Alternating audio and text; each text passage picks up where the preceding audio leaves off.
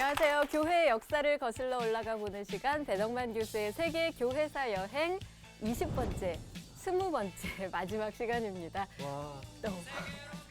좀 아쉽죠?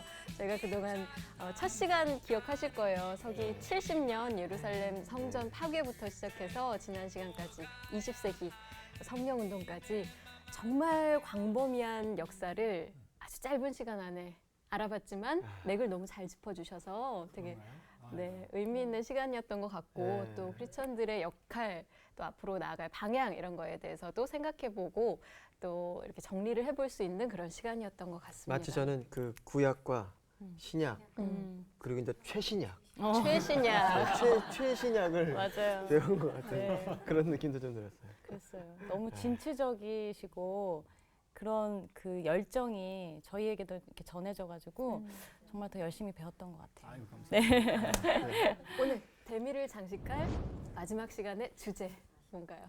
예, 뭐 지난 시간 끝에 잠깐 소개를 드렸습니다. 저는 성령 하나님께서 행하시는 일들 중에 놀라운 것은 구원, 그리고 해방, 그리고 자유 이런 거라 생각이 듭니다. 내가 진리를 알지 진리가 너희를 자유케 하리라 하셨던 그 말씀처럼 특별히 20세기에 전 세계적으로 정치, 경제적으로 굉장히 어려운 일들이 여러 나라에서 이루어지는데요.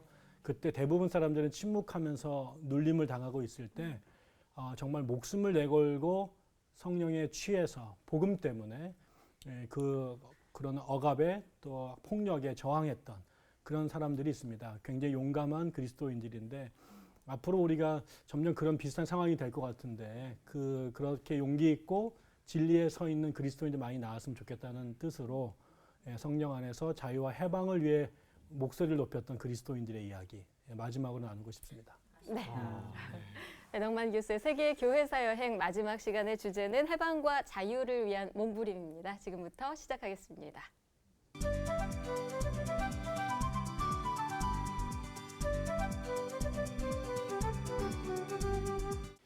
예, 오늘 강의를 제가 하나님의 말씀을 한 구절 읽으면서 시작하고 싶습니다. 누가복음 4장 16절부터 말씀인데요. 예수께서 그 자라나신 곳 나사렛에 이르사 안식일에 자기 규례대로 회당에 들어가사 성경을 읽으려 하시매 선지자 이사야의 글을 들이거늘 책을 펴서 그의 이렇게 기록된 데를 찾으시니 곧 주의 성령이 내게 임하셨으니 이는 가난한 자에게 복음을 전하게 하시려고 내게 기름을 부으시고 나를 보내사 포로된 자에게 자유를 눈먼 자에게 다시 보게 함을 전파하며 눌린 자를 자유케 하고 주의 은혜의 해를 전파하게 하려 하심이라 하였더라. 아멘. 저는 이 말씀이 예수님의 사역을 한마디로 요약할 수 있는 제일 중요한 글이라고 생각합니다. 예수님께서 성경을 무지무지 많이 읽으셨을 터인데 성경에서 예수께서 어떤 글을 읽으셨는지를 말하고 있는 것은 많지 않아요. 특별히 이 장은 예수님께서 세례를 받으시고 나오셔서 첫 사역을 시작하시면서 회당에 들으셨고 그때 그 성경을 읽으셔서 피셔서 읽으셨는데 성경에 나와 있는 수많은 그 당시로 말하면 39권의 성경책들 중에 하필 이사야서를 그리고 이사야서 중에서도 이 본문을 읽으셨어요. 그리고 그 이후에 예수의 3년의 공생에는 그야말로 성령 안에서 복음을 전했는데 그 대상은 다 다양한 형태의 가난한 사람들, 실질적으로 정말 먹고 살 게 없었던 가난한 사람들이었고 예수가 만났던 사람들은 다양한 형태의 눌림과 억압 속에 있었고 그거를 자유케 하고 해방하게 하고 또 치유하셨던 그런 일들이 예수님의 사역이었고요. 그게 그 다음에 제자들에게도 그대로 이루어지죠. 예수님께서 승천하시고 난 다음에 성령을 받았던 베드로, 야고보, 요한 같은 사람들이 그 이후에 한 사도행전에 나타나는 사역을 보면 예수께서 하셨던 그 말씀을 전하고 예수가 하셨던 그 사역들을 그대로 반복하게 되죠. 저는 오늘날도 교회는 우리가 해야 될 교회가 존재하는 이유는 성령의 힘으로 가난한 자들에게 주님의 복음을 전해서 그 복음의 능력이 그렇지 않으면 절대로 해방될 수 없고 풀려날 수 없고 치료될 수 없는 자들이 성령과 복음의 능력으로 치유되고 해방되는 것. 그게 이제 교회에게 주어진 시대적 사명이라고 생각합니다.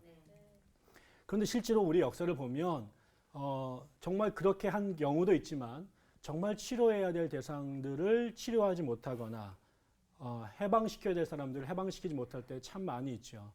예수님도 얼마나 답답하셨는지 그 선한 사마리아 이야기를 하면서 강도 만난 자 얘기를 하시고 거기에 제사장, 그다음에 레위인 이런 사람들이 지나갔지만 돌보지 않은 것. 그런데 정작 이스라엘 사람들이 천하게 생각하고 멸시했던 사마리아 사람이 그의 이웃이 되어주면서 결국 그 제자들에게 이 사람들이 누가 그에게 이웃이겠느냐. 그리고 나서 제자들이 너도 그와 같이 하라 이렇게 말씀하시잖아요. 결국 교회사를 우리가 공부하는 이유가 뭘까? 교회가 뭔지를 공부하는 것이고 그럼 교회가 무슨 일을 할까? 우리가 수많은 이야기를 했지만 궁극적으로는 우리의 이웃이 누굴까? 우리 주변에 강도 만난 자들이 누굴까? 그런데 우리가 돕는 게 너무 어렵거든요. 예, 강도 만난 자가 강도 만났는지도 알아보는 것도 어렵고 알아보더라도 선뜻 다가가서 손을 내밀고 시간을 허비하고 돈을 투자하는 건 보통 어려운 일이 아니거든요. 그래서 여기에 전제 조건이 성령이 너에게 임하시면이에요. 사람의 생각으로는 마음으로는 절대로 할 수 없는데 성령이 우리에게 충만하시면 하나님이 우리를 붙잡으시면 그런 일들이 가능한 것. 그게 교회 아닐까. 그렇다면 가장 교회 이야기를 읽을 때 언제 우리의 가슴이 전율할까? 교회가 가장 교회다울 때죠. 그럼 언제가 교회가 가장 교회다울까? 눌린 자들에게, 가난한 자들에게 복음을 전하고 억눌린 자들을 해방시킬 때. 그때 정말 교회가 성령이 복음이 이런 능력이 있구나라고 아는 거죠. 저는 오늘 그 얘기를 좀 이제 마지막으로 드리고 싶은 겁니다. 네. 그러면 저희가 20세기에 특별히 오게 되면 그 참 재밌는 게 1960년대가 되면요.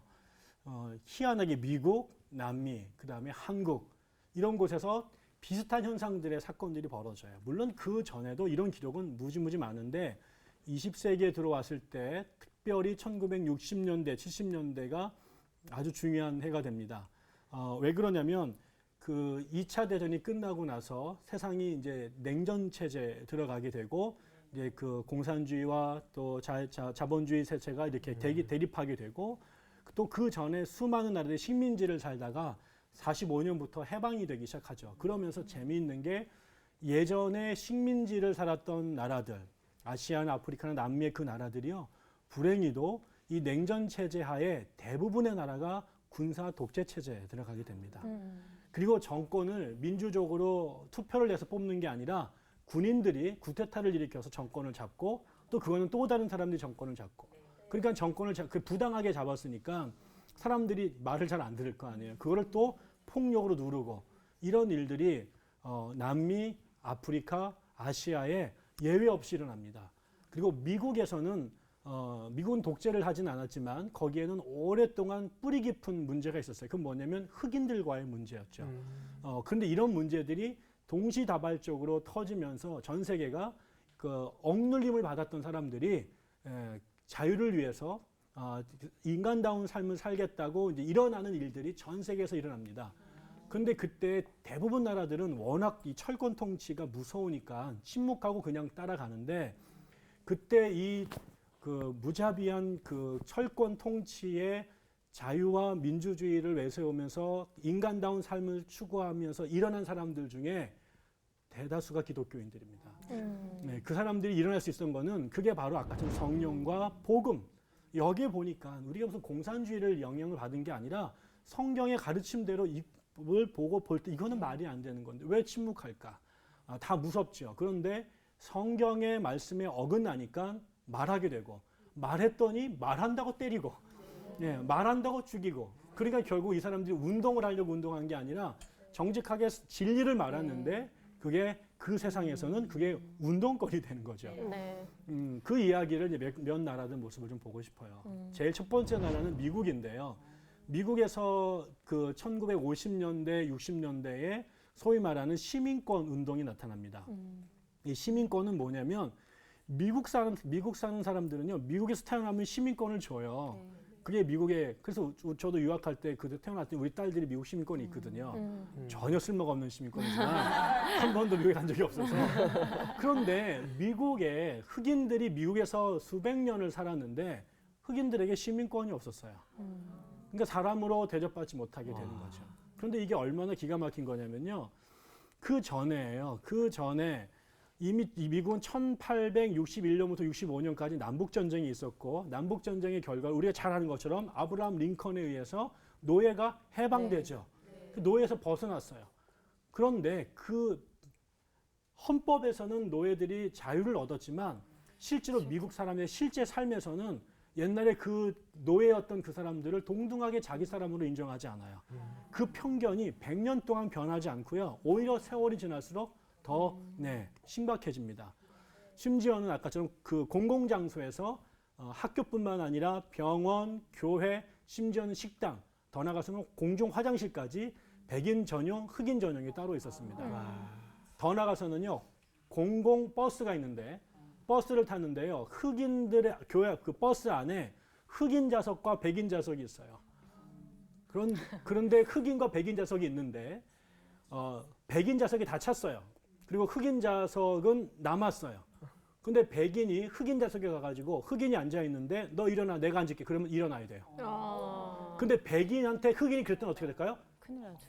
죽도록 맞는 거죠. 그러니까 이게 말이 안 되는 거잖아요. 백인들은 지네 거 다 안고, 그다음에 흑인 것까지 내가 안고 싶으면 안고, 그러나 반대로는 안 되고. 근데 어느 날 미국의 이 인종차별이 제일 심했던 동네 중에 한 주가 미시시피주인데 미시시피주의 몽고메리라고 하는 동네에서 어느 날 한 아주머니가 대형 사고를 치십니다. 이분은 무슨 뭐 운동권도 아니고 무슨 공부를 많이 아니고 그냥 노동자인데 로자 팍스라고 하는 아주머니가 일 끝나고 집에를 가는데 버스를 탔어요. 그런데 그날 다른 백인이 와서 자리가 없으니까 그냥 팍스 아줌마한테 일어나라 그랬는데 이 아줌마가 내가 왜 일어나냐? 그리고 안 일어난 거예요. 그러니까 이런 일이 없었는데 이 아줌마 그날 기분이 굉장히 나빴는지 버티십니다. 버텼더니 버텼다고 경찰이 아니 그 택시 아니 공중버스 운전수가 이 사람을 데려다가 경찰서가 던져버려요. 구속이 됩니다. 그러니까는 이게 무슨 감옥에 갈 일입니까? 그랬더니 사람들이 이제 그 흑인들 사이에 문제가 돼서 이걸 어떻게 해야 될까? 이렇게 하고 있을 때 그때 그 동네에 흑인들 다 공부를 잘 못했고 학교를 공부할 수도 없는데 마침 그 동네에 새로 오신 젊은 목사가 있는데 보스턴 대학에서 박사학위를 받은 이거는 있을 수가 없는 일이죠. 흑인이 대학을 가는데 그것도 보스턴 대학 같은 백인이 있는 명문 대학에. 근데 이분의 이름이 마르틴 루터 킹 주니어예요. 이름부터가 요상하죠. 마르틴 루터예요. 종교 개혁을 일으켰던 개혁자 이름이 똑같아. 결국 그래서 그 마르틴 루터 킹 목사를 중심으로 무슨 일을 하느냐. 저 아주머니를 빼내기 위해서는 이게 잘못했다는 걸 가르쳐줘야 된다. 근데 힘이 없다. 어떻게 할 것인가. 그래서 뭘 하냐. 그 동네에 있는 흑인들을 힘을 모아서 공공버스를 타지 말자. 버스 승차 거부 운동을 하게 되는 거죠. 그런데 나중에 알고 보면 그 동네 주로 버스는 가난한 사람들이 타잖아요. 그렇죠.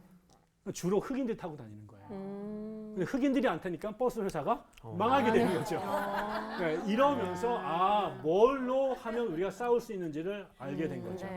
마르틴 루터 킹 목사님, 이렇게 생기셨습니다.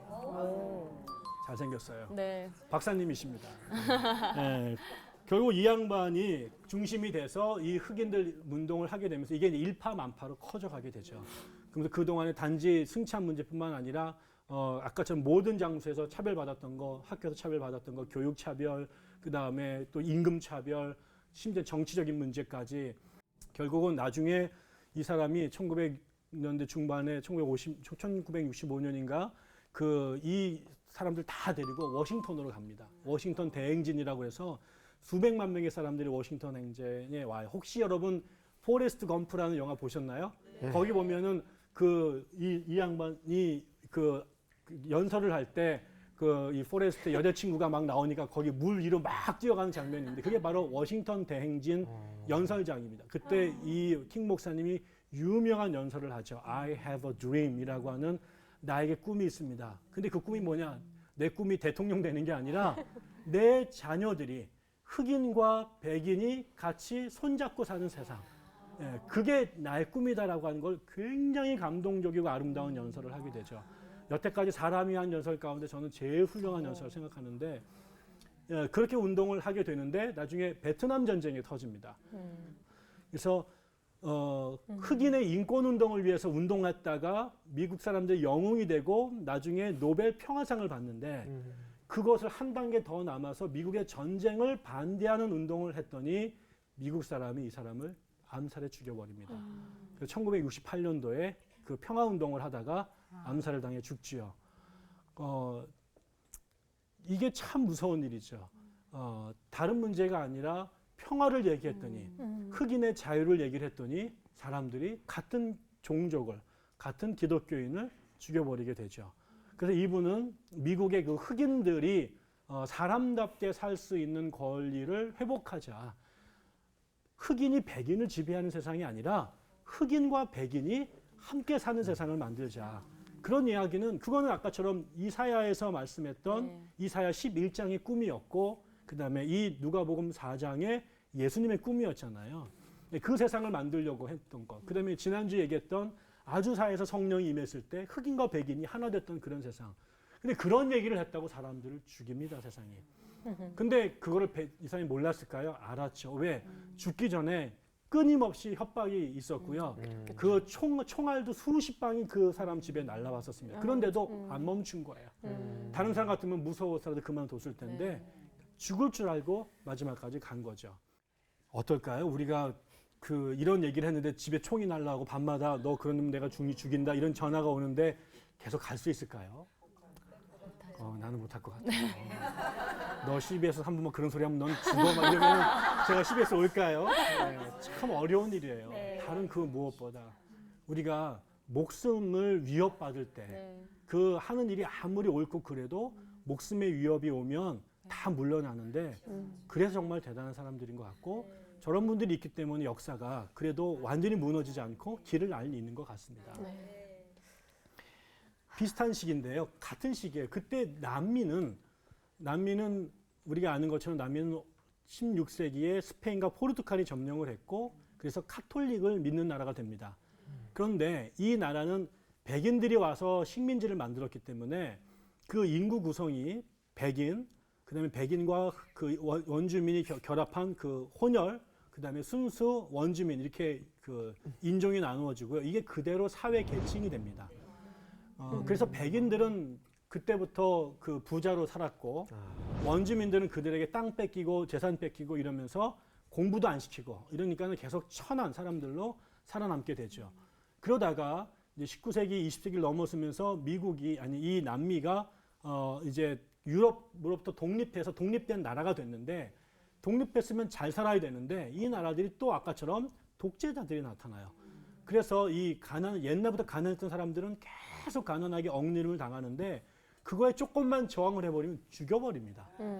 인권 유린이 말할 수 없이 이루어지고 빈부격차가 너무 차니까 소수 사람들은 너무나 잘 살고 대다수 사람들은 너무나 가난하게 사는 이게 아주 악순환으로 되어 왔어요. 그런데 문제는 교회예요. 이때 남미의 카톨릭 교회는 부자 편에 섰을까요? 가난한 사람 편에 섰을까? 부자. 이게 가난한 사람들 피면 참 좋은데 남미의 카톨릭 교회들 대부분이 부자들 편에 섭니다. 왜냐하면 카톨릭 교회 성직자들은 대부분이 백인이었거든요. 그러니까 자기들 쪽, 자기 나라 이렇게 그쪽에 쓰게 되면서 오히려 해방과 자유가 아니라 그 체제에 말 잘 듣는 애들을 키워내는 역할을 남미의 교회가 했던 거죠. 그런데 1968년도 이 해가 참 중요합니다. 왜? 제가 태어난 해입니다. 이 1968년도가 아까 남미에서는 아까 마르틴 루터 킹 목사님이 1968년도에 암살을 당해 죽으세요. 그런데 바로 그 해에 남미에서 처음으로 남미의 주교님들, 옛날 같으면 교회 편만 뒀던 이 사람들이 1945년부터 이 68년까지 한 10여 년 동안 너무나 많은 나쁜 짓을 남미의 그 정권이 했고 교회가 거기에 이렇게 어용으로 붙은 거에 대해서 양심의 가책을 느끼기 시작하죠. 그때 1968년도에 남미의 주교들이 다 모입니다. 모여서 거기에서 회의를 하고 결정하죠. 잘못했다 우리가 그동안 교회가 가난한 사람들 편에 서지 못하고 가진 사람들 편, 그 지배하는 사람들 편에 있었고 악한 일이 행해지는데 침묵했던 거 잘못했다. 앞으로 교회가 가난하고 연약한 사람들 편에 쓰겠다라고 선언하게 됩니다. 그러면서 남미가 지금 얼마나 구조적으로 문제가 많은지, 그리고 그것을 교회가 신학적으로 얼마나 왜곡해서 설명했는지, 신부들이 얼마나 설교를 잘못했는지, 이제는 예수께서 만약에 오신다면 정말 가난한 자들에게 복음을 전하실 텐데, 그럼 우리가 가난한 사람들을 위해서 어떻게 복음을 전할 건가? 교회가 어떻게 사역할 건가? 이러면서 새로운 예전과는 다른 설교, 예전과는 다른 목회를 하게 되면서 일종의 새로운 신학 운동이 벌어집니다. 그 신학 운동을 해방 신학이라고 말합니다. 그게 이제 나중에 뭐 여러 가지 논쟁도 많이 있었지만 바로 그런 목적에서 이 시기에 일어나게 되죠. 그러면서 그 구티에레즈라고 하는 유명한 신학자가 나와서 이런 내용을 생각만 했는데 일목요연하게 책을 써서 정리를 해냅니다. 그리고 그 책의 이름이 해방신학이라는 책이었어요. 요 분입니다. 아주 인사하게 생겼어요. 전혀 뭐 해방운동할 이렇게 생기신 분, 동네에 지금 저기 그 구멍가게 아저씨가 생기셨잖아요. 근데 이분이 아주 세계적으로 유명한 신학자십니다. 이분이 해방신학이라는 책을 써서 이 남미에 억압받고 버림받았던 그 다수의 가난한 사람들을 목회와 설교와 사역의 대상으로 중심에 놓게 되는 거죠. 전에는 안 보였었어요. 다수인데 안 보였었어요. 근데 이제 보이게 된 거예요. 그러니까 그 사람들을 위한 신학을 하게 된 거죠. 그리고 난 다음에 이런 영향을 받은 그 목회자들이 그 전에는 침묵하고 눈치만 보고 말 잘못하면은 끌려가 가지고 죽이거나 고문을 당해서 침묵했는데 이제 이런 악에 대해서 발언하는 사람들이 막 나타나기 시작합니다. 대표적인 사람이 엘살바도르의 대주교였던 로메로라고 하는 사람이에요. 이분은 원래요 그냥 평범한 목회자였어요. 그리고 굉장히 보수적이었어요. 아무런 관심이 없었는데 어느 날 자기가 대주교가 되고 난 보니까 너무나 말할 수 없는 말도 안 되는 일들이 벌어지는 거예요. 또 그런 그 가난한 사람들을 위해서 헌신적으로 사역했던 자기의 동료 그 신부들이 그 사람들 편에 섰다고 암살을 당해서 죽임을 당하는 거예요. 여기에 충격을 받으면서 내가 더 이상 침묵하면 안 되겠다. 그래서 이분이 이제 설교하실 때마다 가난한 사람들의 편에 서고 정부가 못되게 하는 잘못하는 거에 대해서 강력한 비판을 하게 됩니다. 위협이 오죠. 총알이 날라오죠. 하지 말라고 그러는데 이분이 안 멈춥니다. 그리고 그 당시에는요 너무나 말도 안 되는 이유로 사람들이 계속 죽어나갔어요. 특히 이제 목사님들이나 거의 신부님들이 수녀들이 그런 가난한 사람 편에서 조금만 도우면 조금만 저항하면 쥐도새도 모르게 트럭에 실려서 야산에서 변시체로 발견이 되는 거예요. 이래서 이분이 그때부터 매 주일날 미사를 드리면서 지난주에 살해당한 사람들의 이름을 공개적으로 부르기 시작했어요. 이거는 죽겠다라는 거예요. 결국은 70년 있죠. 1980년 이분이 미사를 드리고 있는데 예배 중에 갱들이 진입을 해서 총으로 쏴서 이 사람을 죽입니다. 이분입니다. 로메로 주교. 그러니까 이런 분들은 남미에서 그 시절에 가난한 사람들 편에 선다. 정부가 하는 폭력에 대해서 비판한다. 그거는 국가가 데려가는 게 아니라요. 그냥 암살자를 보내서 길거리에서 그냥 총을 쏴 죽였어요. 누가 죽였는지 처벌자 한 명도 안 됩니다. 그런 시대에 누가 말을 하겠어요? 아무도 말을 못 하는데 이런 분들이 일어나서 복음으로 하나님의 말씀에 근거해서 악에 대해서 말하고 저항하고 그리고 자기들은 비참하게 죽음을 당했던 거죠. 아프리카에서도 벌어집니다. 아프리카에서는 여러분 아시겠지만 남아프리카 공화국에 오랫동안 1948년도에 남아공에서 새로운 법이 만들어집니다. 그게 아파르테이트라는 그 체제인데 이 남아공은 흑인이 사는 나라지만 네덜란드 사람들이 점령했었고 또 영국 사람들이 점령을 하면서 백인들이 와서 이제 이 나라를 지배하게 됩니다. 그러니까 다수의 흑인이 사는 나라에 소수의 백인들이 남아프리카 공화국을 오랫동안 지배해 왔어요. 그러면서 남아프리카의 흑인들을 완전히 차별해서 백인들만을 위한 세상을 만들었던 거죠. 근데 그거를 아예 법적으로 만들어낸 체제가 아파르테이트라고 하는 체제인데 여기서는 흑인들을 완전히 인종을 분리시켜서 흑인들끼리 살아가는데 아까 미국처럼 똑같이 완전 차별하는 겁니다. 흑인들은 거의 학교도 못 가고 그러니까는 뭐 공부를 제대로 하니까는 얻을 수 있는 직업도 뻔하고요. 그 안에는 온갖 비리와 또 폭력과 야만이 막 벌어지는 거죠. 근데 이런 거에 대해서 이제 흑인들 중에 지도자들이 나타나서 저항을 하는데 저항하면 잡아다가 죽이거나 아니면은 감옥에 집어넣어서 막 평생 썩게 합니다. 그 당시에 흑인들이 이게 저항하면은요 죽인 아주 잔인한 방법들이 무지 많은데요. 내가 이 차마 말을 근데 오늘까지 계속 고민했는데 그 사람들 흑인의 목에다가 고무 타이어를 집어넣어요. 매달아줘. 거기다 불을 붙여. 생각해 보세요. 그렇게 처형을 합니다. 이렇게 해서 흑인을 만약에 사람이라고 생각하면은 그렇게 못 하잖아요. 근데 그냥 너 까마니까 까만 거 뒤집었어. 그리고 불태워 죽이는 거예요. 이게 백인들의 머릿속에 있었는데 그 사람들이 대부분이 기독교인들이었습니다. 백인 기독교인이 흑인 기독교인을 같은 기독교인 인정하지 않았던 거죠. 여기에 미국, 남아프리카의 이제 그 흑인 지도자들 중에 특별히 넬슨 만델라라고 하는 들어보셨을 거예요. 노벨 평화상 받으신 최초의 남아공의 흑인 대통령입니다. 이 사람이 감리교 신자입니다. 근데 평생 동안 이런 아파르트 체제의 부당함을 위해서 싸우죠. 그래서 잡혀서 수십 년 동안 감옥에 있습니다. 그래가지고 젊을 때 들어가가지고 파파 할아버지가 돼서 나오십니다. 그러면서 결국은 그 평생 동안 이런 분들이 같이 기독교인들이 뭐 꼭 모두가 기독교는 아니지만 이런 기독교인들 중심이 돼서 이 운동을 하게 되고 또 이렇게 그 성공회 중에서 이게 만델라 이시고요. 이분이 데스몬드 투투라고 하는 성공회 주교입니다. 이런 분들이 이 아파르트 체제를 없애기 위한 흑인 인권 운동의 중심에 서서 수십 년 동안 이제 그 투쟁을 했죠. 그리고 나서 마침내 이 넬슨 만델라가 감옥에서 나오게 되자 그 모든 흑인들이 넬슨 만델라를 중심으로 뭉치게 되고 마침내 대통령 선거에서 만델라가 대통령이 당선이 됩니다. 그리고 나서 이 체제를 없애죠. 그러면 어떻게 됐을까요?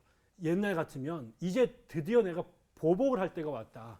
내가 그동안 40년 당한 거 내가 감옥에서 30년 40년 썩었는데 이놈들 내가 다 잡아 죽일 거야. 이럴 수 있잖아요. 근데 만델라와 투투가 엄청난 일을 합니다. 자기들을 억압했던 자기들을 탄압했던 그 백인들을 잡아다가 다 죽인 게 아니라 진실과 화해위원회라고 하는 위원회를 만듭니다. 여기서 진상조사를 다 합니다. 백인들이 흑인들을 어떻게 탄압했는지, 누가 어떤 고문을 했는지, 누가 어떻게 살인을 했는지를 다 조사를 합니다. 그리고 나서 기회를 줍니다. 네가 잘못했다고 인정하면 죽이지 않겠다. 그리고 나서 그 사람들을 청문회에 데리고 옵니다. 그리고 그 사람한테 피해를 입었던 당사자들의 가족들을 부릅니다. 그리고 용서할 수 있는 기회를 줍니다. 거기에 이거 우리 같으면 다 감옥에 집어넣었는데 그렇게 집어넣지 않았어요. 그 사람들로 하여금 회개할 수 있는 기회를 주고 그다음에 그 사람들을 용서할 수 있는 기회를 주는 거예요. 이게 없으면 죽인 사람은 평생 동안 죄책감으로 그다음에 당했던 사람들은 평생 동안 원한에 사무쳐 사는데 결국 이 진실과 화해위원회의 이 작업을 통해서 흑인과 백인이 화해하고 인생 역사를 다시 시작할 수 있는 기회를 만들어낸 거죠. 이게 만델라와 투투의 작품이에요. 이걸 통해서 나중에 그 노벨 평화상을 이제 받게 됐던 거죠. 정의를 위해 싸우는 것도 중요하지만 그 투쟁이 또 다른 보복으로 끝나면 안 되고 정의를 이루기 위해서 또 다른 폭력을 사용해서는 안 되겠죠. 근데 너무 어렵습니다. 힘을 가졌는데 원한을 안 갚는 것, 힘을 가졌는데 폭력을 휘두르지 않는 것, 원한이 있는데 용서하지 않는 것, 용서하는 것 너무나 어렵죠. 근데 그게 결국은 성령의 능력, 복음의 능력이 아니겠어요? 그 일들을 이 사람들이 해내죠. 우리나라도 비슷한 일이 벌어집니다. 우리나라도 여전히 45년도 해방이 됐고 우리는 식민지를 살았고 군부 독재 시절이 오게 되고 산업화가 일어나게 되고 그래서 산업화를 하면서 농촌이 붕괴되면서 전라도에 있던 사람들이 서울로 올라와서 도시 노동자들이 되죠. 뭐 노조가 있었겠습니까? 그 당시에 다 청계천을 중심으로 피복 공장, 방직 공장 이런 것들이 있었잖아요. 그래가지고 이렇게 하는 거 이렇게 하는 거 이런 거 옛날에 그런 거 있었는데 이게 이제 그 가발 만들고 청바지 만들고 양말 만들고 이런 일들이 우리나라의 봉제 공장, 피복 공장 이게 우리나라의 첫 번째 해방 이후의 산업이었습니다. 그런데 그 노동자들이 다 누구였느냐? 호남 지역에서 올라온 나이 어린 여자들입니다. 남자들이 이거 하지 않습니다. 주로 여자아이들이 그런 일을 했고 이거는 그러니까 가난한 친구들이 일을 했는데 이게 참으로 안타까운 일이 뭐냐면요. 이게 정상의 공장이 아니라 조그만 집에서 건물에서 그 봉제 공장을 합니다. 그러니까 작은 곳에서 사람들을 많이 집어넣고 많이 생산을 하려니까 그 당시에 그 보고서를 보면 우리 보통은 조그만 건물을요 둘로 나눕니다. 그러면 높이가 1m 30, 20밖에 안 되죠. 사람이 못 일어납니다. 거기에 재봉틀을 놓고 하루에 10시간, 13시간을 미싱을 돌리게 합니다. 환풍기가 없죠. 거기서 13시간을 이걸 미싱을 돌리게 되면 어떻게 되겠어요? 먼지가 그 안에 쌓이죠. 산재들이 많이 그렇죠. 발생하죠. 3년만 지나면 다 폐결핵 환자가 됩니다. 아이고. 근데 우리나라 산재도 없죠. 네. 노동조합도 없어요. 네. 그러니까는 병 걸린다, 네. 폐결핵 걸린다. 그러면 그냥 잘리는 겁니다. 와. 이런 일들이 계속 일어나는데 그때 한 감리교에 다니던 청년이 있어요. 이름이 전태일이라고 하는 친구예요. 아주 그냥 공부도 뭐 제대로 하지 않았던 평범한 그래서 그 재단사 역할을 하던 그런 아이인데 자기 공장에 있던 여직공들 안에 그런 일들이 벌어지는 거죠. 부당하게 잘리거나 그 다음에 병을 거졌는데 아무런 치료도 안 해주고 쫓아낸다거나 이런 일들이 벌어질 때 이제 얘기를 하죠. 사장님한테. 근데 사장님이 나빠요. 그래가지고 얘기를 안 들어주세요. 그리고 그런 얘기를 했더니 또 자르게 되고 자른 다음에는 이놈이 이상한 생각 갖고 있다고 해서 블랙리스트를 만나서 다른 공장에 취직을 못하게 만들어요. 나중에 노동법이 있다는 걸 알게 되죠. 네. 그 노동법이 있으니까는 협상도 할 수 있고 노동조합도 만들 수 있는데 그런 게 없는 거예요. 우리나라에 그 당시에. 그런 걸 만들려고 하는데 아무도 안 도와줘요. 근데 이 전태일이라는 사람이 쓴 글에 보면 이런 얘기가 나와요. 법을 알아야 싸울 텐데 근데 법이 전부 다 한문으로 되어 있는 거예요. 그러니까 이게 초등학교도 제대로 안 나온 사람이 이거를 하나 읽으려면 5편을 뭐 수백 번을 뒤져야 되고 읽어도 뭔 말인지 모르잖아요. 그래서 그 전태일이 쓴 일기에 나에게 대학생 친구가 한 명 있으면 좋겠다. 이런 고백을 할 때가 있어요. 나중에 막 속상하니까 대통령한테 편지도 막 쓰고 보통 친구가 아니죠. 그때 대통령한테 편지를 쓰게 하고 막 그다음에 노동청을 찾아다니는데 아무도 도와주지 않아요. 그러자 나중에 이 사람이 친구들을 모아놓고 데모를 하는데 데모를 하자마자 바로 경찰들이 와가지고 다 잡아가는 거예요. 그러자 이 친구가 자기 몸에다가 신나를 붓고 분신을 해서 죽습니다. 그러면서 나는 기계가 아니다. 이러고 결국 이제 죽게 되죠. 근데 이게 이제 큰 충격을 벌어지는데 신문에 하나가 안 납니다. 사람이 죽었는데. 그게 나중에 동아일보의 귀퉁이에 요만하게 하나 누가 죽었다고 나오죠. 나중에 이 일을 한국의 목회자들이 알게 됩니다. 신학자들이 알게 되죠. 같은 서울 안에 이런 세상이 있다는 걸 자기 몰랐던 거예요. 자기는 그냥 다 좋은 세상인 줄 알았는데 이걸 보고 이분들이 큰 충격을 받게 되면서 아까 남미의 주교들이 변했듯이 한국의 목회자들이 반성하기 시작합니다. 그러면서 이 문제를 아까 구테레즈가 해방 신학을 썼듯이 이분들이 이 문제를 갖고 신학책을 쓰기 시작을 해요. 그리고 그 사람들이 목회자들이 나와서 이 노동자들이 있는 곳에 가서 목회를 하기 시작을 하게 되죠. 그러면서 소위 말하는 민중신학이라는 민중교회라고 하는 것이 생겨나기 시작하게 되고 그 청계천에 있었던 그 전태일의 친구들은 전태일의 죽음을 보고 이제 충격을 받고 드디어 그 탄압 속에서도 청계피복 노동조합을 만들어냅니다. 그래서 처음으로 우리나라의 노동자들이 노동조합을 만들어서 자기네 권리를 보호할 수 있는 운동들이 되게 되고 우리나라 노동자들도 노동조합을 갖는 시대가 이제 오게 된 거죠. 이 사람도 기독교인이었습니다. 결국은 그리고 다 죽죠. 이거는 마치 예수님께서 성전을 중심으로 유대교가 꽉 타락했을 때 하나님께 제사해야 될, 기도해야 될 그 만민의 기도하는 집을 이 장사꾼들의 소굴로 변화시켰을 때 이 문제를 건드리는 순간 그거를 통해서 기득권을 갖고 있는 사람들이 가만히 내버려두지 않죠. 근데 이거는 하나님의 나라와 정반대되기 때문에 말씀했고 저항했고 그리고 그들에 의해서 죽임을 당하죠. 예수님의 제자들은 이게 죽기 때문에 모두가 두려워하지만 결국 이게 하나님의 나라의 뜻이고 그것이 해방과 자유를 위한 하나님 나라의 비전이라고 하면 죽음을 무릅뜨고 가는 거죠. 그래서 주께서 뭐라고 그럽니까? 나를 따르려거든 너를 부인하고 십자가를 지고 나를 따르라. 십자가가 뭡니까? 죽는다는 겁니다. 십자가는 장난이 아니에요. 우리가 요즘에 무슨 부활절날 고난주간할 때 나무 십자가 밑에다가 바퀴 달아가지고 끌고 다니면서 퍼포먼스를 하는데 십자가는요 죽겠다라고 하는 결단입니다. 무엇을 위해서요? 하나님 나라의 진리를 위해서. 근데 그 죽었을 때 모두가 살았습니다. 예수가 죽음으로 전 인류가 구원을 얻었고 마르틴 루터 킹이 그 진리를 위해서 죽었을 때 흑인들이 자유를 얻었고 로메로가 죽임을 얻었을 때 엘살바도르의 그 억압받던 사람들의 자유가 주어지고 전태일이 그렇게 복음 때문에 진리 때문에 죽었을 때 노동자들에게 자유와 해방이 갔던 거죠.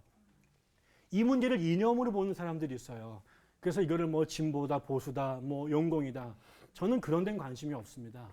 그러나 성경이 뭐라고 말하느냐, 예수가 뭐라고 가르쳤느냐, 그리고 우리의 선진들이 그 복음 때문에 어떤 길을 갔느냐라고 본다면 그게 이념의 문제를 다 떠나서 기독교인들은 예수가 가신 그 길이기 때문에 우리가 손을 내밀지 않으면 절대로 사람 대접받을 수 없는 사람. 그게 꼭 노동자여야 할 필요도 없고 그게 꼭 뭐 어떤 혁명의 이유와 상관없이 다양한 형태를 갖고 있는 우리 사회의 이웃들에게 내 것을 포기해서 이웃이 되려주고 하는 것. 그게 우리가 해야 될 일이고 그러다 보면 때로는 작은 일, 또 때로는 위험하고 큰 일에도 직면하게 되는데 결국 하나님의 사람들 중에 그 강을 건넌 사람들이 있었다. 그 십자가를 진 사람들이 있었다. 그래서 세상 사람들은 여러 가지 말로 비난하고 원색적으로 왜곡했지만 제가 볼 때는 예수님의 뒤를 걸어간 참 제자들이 아니었을까. 저는 오늘날도 우리가 이번 학기의 강의를 쭉 우리가 같이 함께 나누면서요. 우리가 다 전태일이 어떻게 되겠어요? 우리가 어떻게 다 로메로처럼 살겠어요? 우리가 어떻게 마르틴 루터처럼 살겠어요? 그러나 적어도 나에게 주어지는 삶의 영역에서는 조금 로메로 같았으면 좋겠다. 때때로는 나도 조금 전태일 같이 살았으면 좋겠다. 나도 때로는 루터처럼 이웃을 위해서 목소리를 높이는 사람이 됐으면 좋겠다. 그런 우리의 삶이 되어지는데 조금이나마 이번 이 교회사 강의가 여러분에게 도전과 자극이 됐으면 참 좋겠습니다. 네, 저는 여기까지 하겠습니다. 감동이에요. 역시 마지막 시간을 굉장히 뭉클하게 만들어 주시는군요. 정말 이렇게 쭉 세계 교회사를 공부하고 나서 정말 최근에 있었던 기독교인들의 삶을 말씀해 주시니까 더 내가 정말 크리스천으로서 어떻게 살아야 되겠구나라는 생각을 다시 한번 해보게 되는 것 같아요. 약간 가슴이 뜨거워지는 강이네요. 네, 교회사 대단하네요. 약간 우신 것 같아요. 눈시울이 젖으셨어요. 근데 오늘 마지막 강의는 계속 그러네요. 계속 그 마지막이라는 그 기분이 아니라 교수님께서 전하신 어떤 그 교회사를 왜 가르쳤는지에 대한 어떤 답을 하시려는 어떤 그런 의도 같은 것이 좀 느껴져서 너무 감동을 많이 받았고요. 교회가 그 자유와 해방을 위해서 얼마나 많은 일을 했고 또 좀 뿌듯했어요. 그리고 전태일이 감리교 청년이라는 형님이라는 그거 오늘 처음 알았어요, 정말. 근데 정말 이렇게 우리 국사에도 나오고 우리나라에 굉장히 엄청난 일을 하신 분이신데 그게 교회가 기독교가 함께했다는 것이 너무나 뿌듯하고 앞으로 우리가 어떤 방향으로 우린 교인이니까 또 어떻게 가야 하는지에 대한 마음의 어떤 만지심이 느껴졌습니다. 네. 감사했습니다. 네. 울지 마세요. 네. 네. 아니 사실 뭐 쉬운 강의가 아니었잖아요. 어려운 말도 많았고. 근데 그거를 왜 배웠는지 정말 마지막에 그 종지부를 딱 찍어주시니까 더 감동이 왔었던 것 같아요. 그리고 우리가 앞으로 가야 될 길을 많이 들었지만 이렇게 정말 세계사 그 교회사의 역사를 이렇게 거슬러 올라가서 지금 현재로 와서 우리의 가야 할 길을 가르쳐 주시니까 좀 더 용기가 나고 또 성령님이 임하시면이라는 그 말씀이 내가 하는 게 아니라 정말 성령님이 하시면 할 수 있겠다라는 용기도 생기는 것 같아요. 그래서 너무 감사드리고요. 네, 감사드립니다. 저는 그 말을 꼭 네. 기억했으면 좋겠어요. 이게 우리의 이념이나 네. 내가 갖고 있는 뭐 지위나 지역이 아니라 성령이 임하시면이라는 거죠. 그러니까 하나님께서 원하시기 때문에 해야지 내가 무슨 사회주의자이기 때문에 내가 무슨 자본주의자이기 때문에 내가 무슨 당이기 때문에 내가 그렇게 되면 이거는 하나님과 저는 상관이 없다고 보고요. 내가 할 수 없는 그 길을 성령께서 깨우쳐 주시고 보여주시고 가게 하시니까 갈 때 그게 우리에게는 의미가 있다고 생각이 듭니다. 20강 숨가쁘게 달려왔습니다. 배덕만 교수의 세계 교회사 여행 여기서 이제 마무리해야 할 것 같고요. 하지만 끝은 아닙니다. 스마트폰에서 CBS TV 어플 다운 받으시면요 무료로 세계사 강의 다시 보기 하실 수 있습니다. 어플 다운 받으셔서 배덕만 교수님 혹시 보고 싶으시거나 박지연 씨가 보고 싶으시거나 이현영 씨가 보고 싶으시면 세계사 강의 클릭해 주시면 보실 수 있습니다. 그동안 너무 애써주신 교수님 감사합니다. 아유, 저도 행복한 시간이었습니다. 아유, 너무너무 감사드립니다.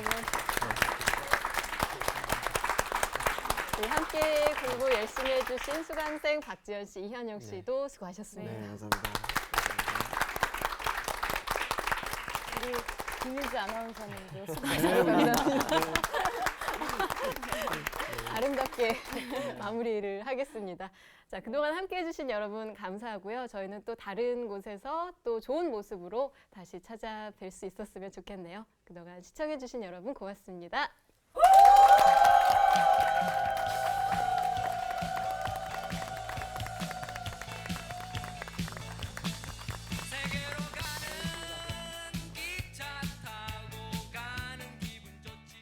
프로그램에 도움을 주신 분들께는 CBS 아카데미 숲이 제공하는 책과 CCM 음반 그리고 만화로 제작된 최고의 성경 자습서 성경 2.0을 드립니다.